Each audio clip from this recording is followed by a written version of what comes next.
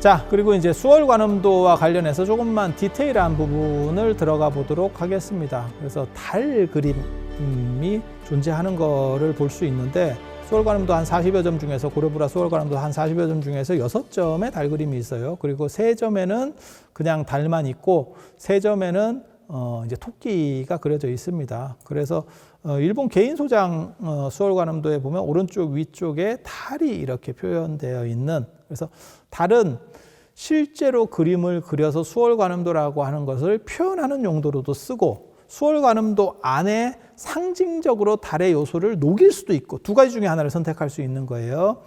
그리고 달 안에 토끼가 들어가는 이유는 부처님 본생담이 547개가 있는데, 그게 3대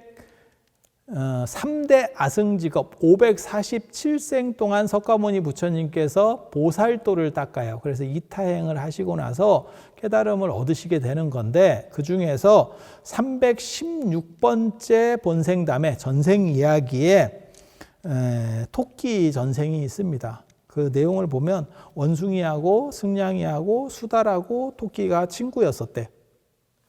아무튼 그렇게 친구를 먹고 있었는데, 거기에 한 명의 수행자가 있었다 하는 거거든요. 그 수행자가 신이 변신을 한 거래요. 그래서 얘네들이 얼마나 착하게 살고 있나 라고 해서 제석천이 변신을 해서 수행자인 척 하면서 얘네들을 이제 떠보는 거예요. 그래서 이렇게 수행을 하고 있었더니 얘네들이 모여서 뭘 얘기했냐면, 저 수행자에게 우리가 공양을 하자.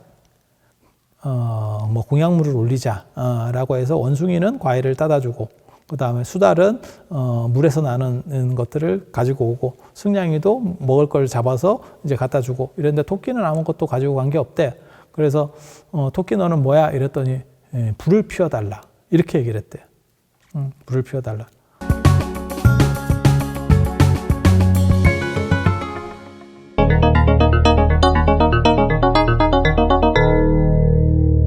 그래서 불을 피워줬대. 모닥불을 피워주니까 토끼는 그 몸이 스스로 뛰어들어서, 자기가 스스로 뛰어들어서, 그러니까 소신공양이죠.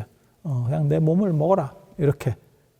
그랬더니 그 모습을 보고 이 제석천이 변신했던 수행자가, 이런 정도 희생 정신이라고 하는 것은 진짜 기릴만 하고 대단하다.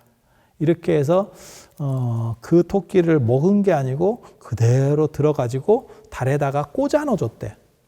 그래서 배트맨, 고담시에서 배트맨이 이렇게 야광 비추듯이 토끼가 그 안에다가 딱 서려 있는 거예요. 그래서 이 토끼가 나오면 어떻게 보면 석가모니 부처님의 전생을 보는 그런 모습이라고 보시면 돼요. 그래서 동아시아에서는 토끼 전에는 두꺼비가 나왔었고, 달 안에 두꺼비 상징이 나왔었고, 그 다음에 이 토끼가 나온다라는 정도 이해를 하시면 되고, 그 다음에 이제 버드나무까지가 있거든요. 버드나무까지.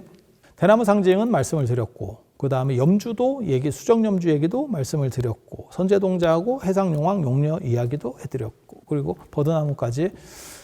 인도 같은 데서는 우리는 금줄 같은 거 치고 나쁜 거를 쫓아낼 때 침엽수를 씁니다. 잎이 뾰족뾰족한 거. 그러니까는 소나무나 전나무 잎을 가지고 이렇게 물로다가 뿌려서, 그게 귀신이나 삿된 것들이 이게 뾰족뾰족해서 접근하지 못한다는 거예요. 그래서 금줄에도 소나무, 잣나무까지를 이렇게 꽂는 경우들도 있고, 장독대에도 꽂는 경우들이 있고, 뭐 이렇게 해서 삿된 것들이 들어올 수 없도록, 바늘 같은 거니까 그런 식으로다가 작업을 해서, 지금도 점안을 하거나 점안 의식을 하거나 사찰에서 큰 중요한 의식 때는 삿된 거를 물리칠 때 그렇게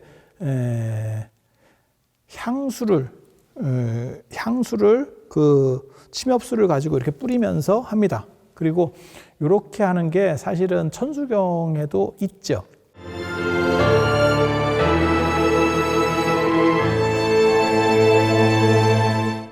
천수경에도 그게 1세 동방 결도량, 2세 남방 득청량, 3세 서방 구정토, 4세 북방 영안강, 물을 뿌리면서 그게 공간을 정화해내는 거예요.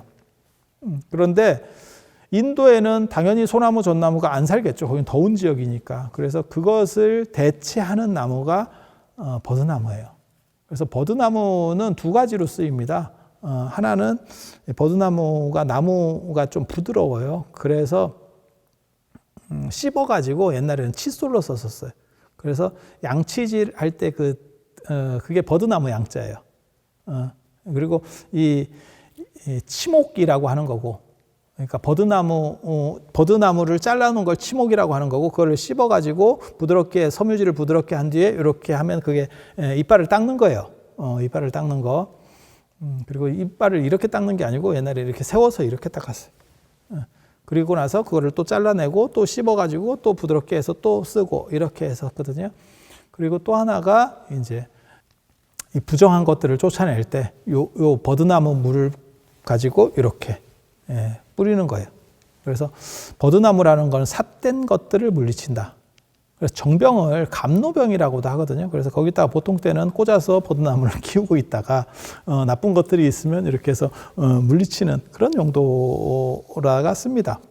그리고 이게 굉장히 재밌는 게 이 버드나무의 상징은 사실은 수월관음도하고 관련된 그런 이야기 속에서 잘 안 나와요. 근데 그게 어디서 나오냐면 중국 남북조시대 때, 그러니까 위진 남북조시대 때 청관음보살, 소복독해, 다란이 주경이라고 하는 게 있어요. 거기에 보면 버드나무에 물을 묻혀서 뿌리면서 모든 삿된 기운을 물리친다 라고 하는, 그러니까 관세음보살과 관련된 또 다른 경전에서 모티브들이 들어오고 있다 라고 보시면 돼요. 부처님에 대한 이러한 포교 영상에 구독과 좋아요를 눌러주시는 것도 업장을 소멸하는 하나의 방법이 될 수도 있다는 생각을 제가 잠깐 해보는데 이거야말로 뇌피셜입니다.